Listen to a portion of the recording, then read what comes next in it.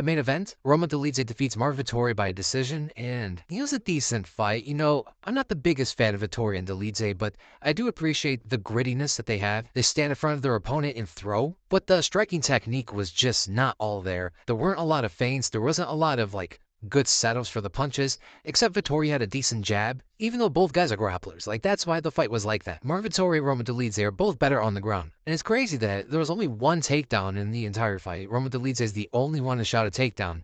And that's why they were throwing head kicks without really any setups to it, or just firing down the power hand, reaching in with the lead hand without even like following up with power punches at times. You saw that a few times from Marvin Vettori, but it was a decent fight overall. There was a lot of action, and yeah, just a middleweight fight. And it's a good win for Dolidze. So now they're 1-1 with each other. Do they do the rubber match? The Marvin Vettori Dolidze rubber match that everybody's anticipated for. Maybe. Dolidze's better now, but I don't think Vettori and Dolidze are going to be like some top-ranked fighters or anything like that. But for their next fights, so Dolidze is going to be in the top 10. Vettori's probably going to be, I would guess, like number 11 if they put Costa down 1. And maybe they could do Dolidze versus Jared Cannonier. And as for Marvin Vettori, maybe him versus the winner of Reiner de Ritter and Bo Nickel. That'd be an interesting fight, actually. And then in the Coleman event, Chidi Njokuani knocks out Zaleski dos Santos in the second round. That was a pretty cool knockout, man. Clinching up with the knees as Zaleski enters in, which is very different, right? So there was momentum while he was throwing knees. He didn't stick Zaleski into the clinch before throwing the knees. He followed with the momentum and threw knees at the same time while he's moving. Landed one across the jaw. It almost looked like he knocked him out cold with that shot, but throwing out some good kicks himself, switching stances in moments to give away the open stance from Zaleski, as he is mostly a kicker. In the beginning of that second round, it was interesting to see Njokuani throw so many kicks in the beginning without even like measuring it as much with his jab or his punches in general. But his control of space, holding the distance against Zaleski, he always had the advantage if Zaleski ever entered in with some kind of explosion. But to land the knees the way he did was very cool. But Njokuani did miss weight for the fight. Then Alexander Hernandez defeats Holobaugh by a decision. Not the most exciting fight. In the first round, there's a lot of kicking from Hernandez, and Holobaugh was landing some punches from range, just firing out the right straight. Hernandez didn't really have the best head movement, but he had decent footwork, right? There's a difference with just moving your feet than moving your head. And if you could fire a punch quick enough, it's hard to move your feet faster than that, you know? So he was always in line of sight of the right hand without the proper head movement. He did shoot a takedown at the end of the round and fell into a guillotine. And Holobaugh was throwing a lot of these front kicks, even switching with both legs, like left front kick, right front kick, almost like he's marching forward. But Hernandez's boxing actually got a lot better, especially offensively, mostly offensively. He was landing some good uppercuts, some decent jabs, good body shots, even switching stances of throwing jabs as well. The hardest thing for Hernandez was the pressure of Holobaugh. I mean, he was really putting it on him in that second round, constantly marching him down, throwing the right hand, and finding success with his punches for the most part, as Hernandez's head movement never really got better throughout the fight. And it wasn't just him on this card either. I mean, there were various fighters who just didn't have good head movement. Hernandez got a good takedown in the second round, and in the third, Holobaugh started to slow down. He wasn't able to put on the same kind of pressure, and also made the takedowns for Hernandez a lot easier. Ending the round with some big ground and pound shots, landing some, missing some, but he was emptying the gas tank, putting everything he can at the end of the fight, trying to win by decision, in which he did.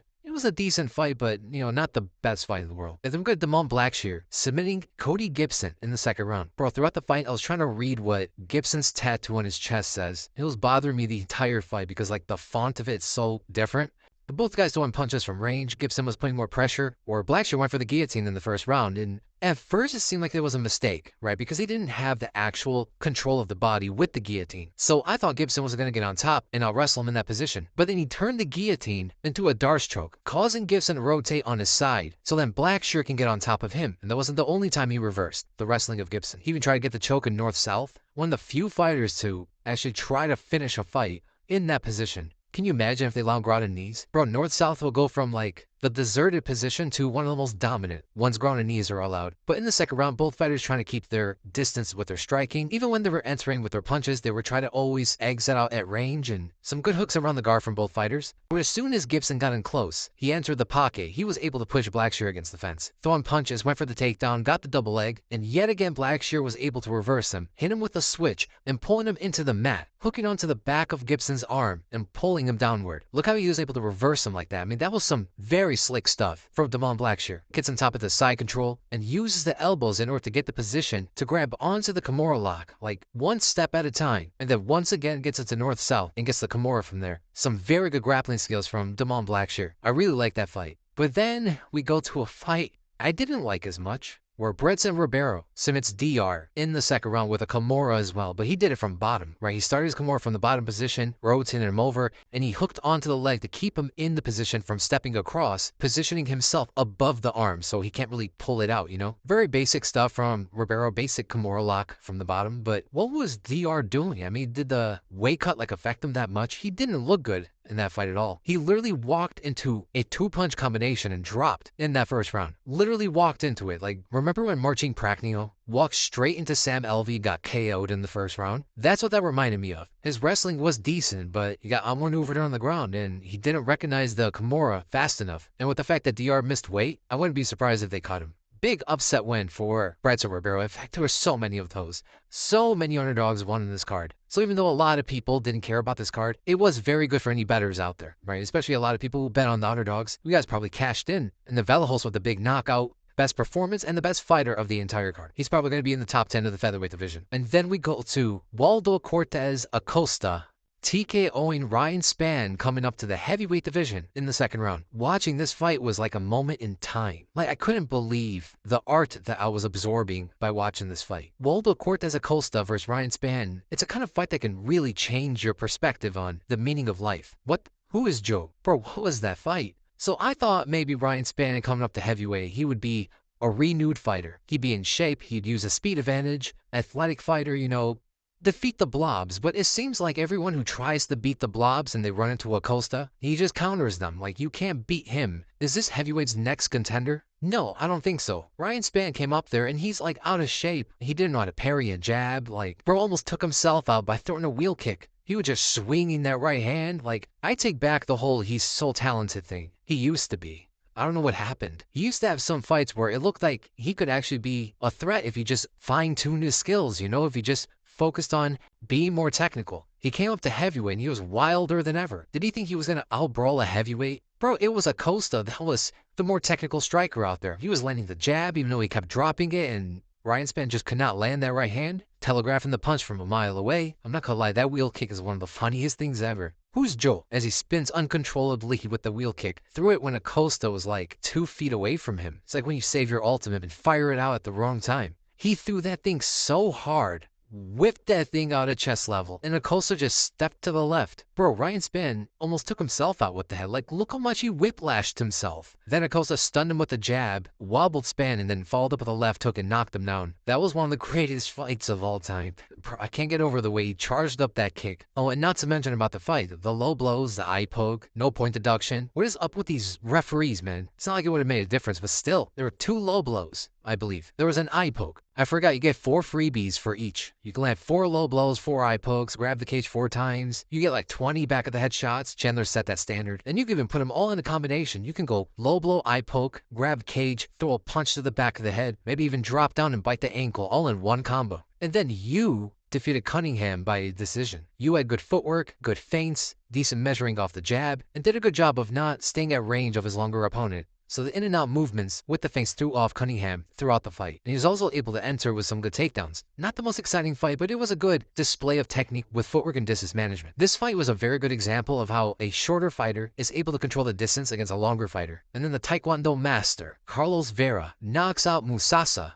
in the second round. And they say Taekwondo doesn't work in the UFC. It doesn't as a base, but I guess at a lower level it can. You have to learn Muay Thai or wrestling or boxing or something as your base and then incorporate Taekwondo techniques. So like the spinning kicks, the footwork, all that sort of stuff should be secondary. That's what makes the kicks a lot harder to see for your opponent, is when you're measuring with your jab and throwing out these round kicks like Muay Thai fighters do. And then out of nowhere, the traditional Taekwondo kicks fly out at different angles. That's uncommon in MMA. And he saw that in the knockout, where Carlos Vera measured with the lead hand, then threw the right overhand. He threw it a few times throughout the fight. He was almost like straight arming it, not curving the arm as he threw the overhand, and it caused Musasa to move out on an angle as he was moving throughout the entire fight. And Vera knew that if he can get him to move out at a certain angle, he could throw out a same side combination, right-handed to right high kick, lands a flush on Musasa, and finished the fight with a rear naked choke. He also landed a good spinning heel kick after Musasa kicked out his leg, so he used the kick itself to move with the same momentum, the same rotation to throw a spinning kick. It caused him to flop to the ground, and that happened a few times throughout the fight.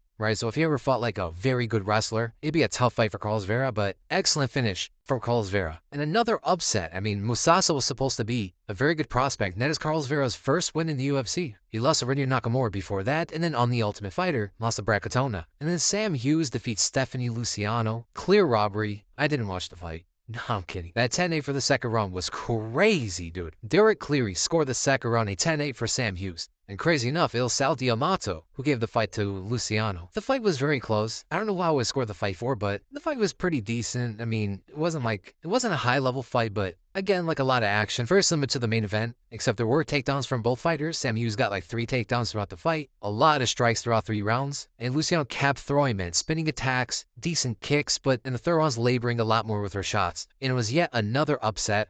And then we go to the other good fight, Daniel Barez versus André Lima. This was the best fight of the entire card. The highest skill collision between 2 fighters, action-packed, a lot of big power punches landed, good measures, good feints, decent footwork from both fighters, excellent Muay Thai skills from Lima, and good boxing from Barez. A decent takedown in the first round too, laying those body shots coming up to the head, but the straight punches from Lima were just stinging him, man, blasting his head back, and he was covering up pretty well against some of those punches, not getting hit clean. And even though Barez has respectable punching power, it seemed like Lima was more powerful than he was. How André Lima fought in that fight was a good representation of like how well solid Muay Thai skills can perform in MMA, but André Lima was so much more powerful that it got Barez to hesitate many times throughout that fight. But then André Lima, especially in the second round, was landing big right hands to the body, followed by crushing leg kicks. He was damaging every part of Barez's body, leg, abdomen, head, and then on top of all of that, takes down Barez 2 times in the fight and submits him in the third round with a rear naked choke. Broke him out to put on a performance. André Lima is going to be most likely a top 10 fighter of the flyweight division. Flyweight's such a good division now, man. Better than it's ever been, by far. You have fighters like André Lima who are not even ranked yet. I mean, he's going to be ranked,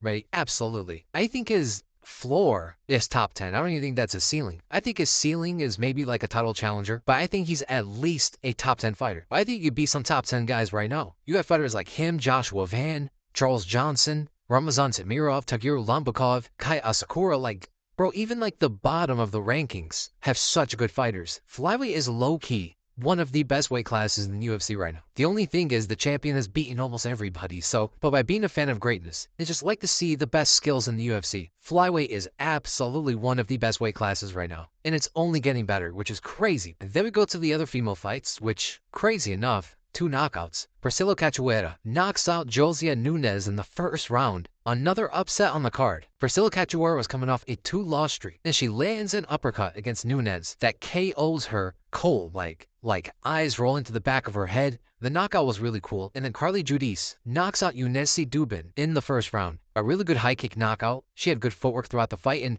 as soon as you saw her dipping in and out and throwing that 1 question mark kick in the beginning of the fight, I knew right from there it was not going to be good for Duben, even though I picked Duben to win. Yeah, I underestimated Judice. I thought maybe Duben's power was going to get her to the win, but it was a reason why she was a big favorite for a reason, I guess. The card has some good finishes, but man, the UFC should really raise the quality of these fight nights. Like, this can't be the average fight night. It's cool seeing finishes, it's cool seeing knockouts and stuff like that, but just because there's finishes doesn't mean they're good fights or good fighters, you know? I like to see high skill, high technique, good matchmaking, all that sort of stuff. There was a few of those kind of fights on the card. I thought the Coleman event was decent. I thought Blackshear vs. Gibson was decent. Vallejos had a very good finish. Carlos Vera's finish was cool. André Lima's fight was crazy good. That was the fight I enjoyed the most out of the entire card. And that's pretty much it. When the main event just doesn't stack up to even some of the prelim fights, that's not great, right? Most people are watching the cards for the main event, and especially the only 2 fighters who are ranked in their divisions. And they didn't have like the highest skill fight on the card. Like, to put that into perspective, you know, like Vallejos is a better fighter than both the guys in the main event. So is André Lima. Maybe even you is. I'll talk more about the cards and like the quality of it and stuff like that in the podcast. And the podcast should be up tomorrow morning because there's reports that the UFC is going to go to Netflix, and ESPN is not happy with the UFC's numbers. They're not happy with the pay-per-view numbers. They're not happy with any of that stuff. And the UFC is also not happy with ESPN either. So according to the reports from New York Post, right, they're saying ESPN doesn't have a good service and the UFC's numbers are too low. I wonder why. But the next Fight Night card should be very good. The next Fight Night card is what you used to see from the Fox era. So Leon Edwards vs. Sean Brady, cannot wait. I might be doing a live stream. And I hope you guys enjoyed the video. If you guys did, make sure to like me, subscribe to the bell for notifications. And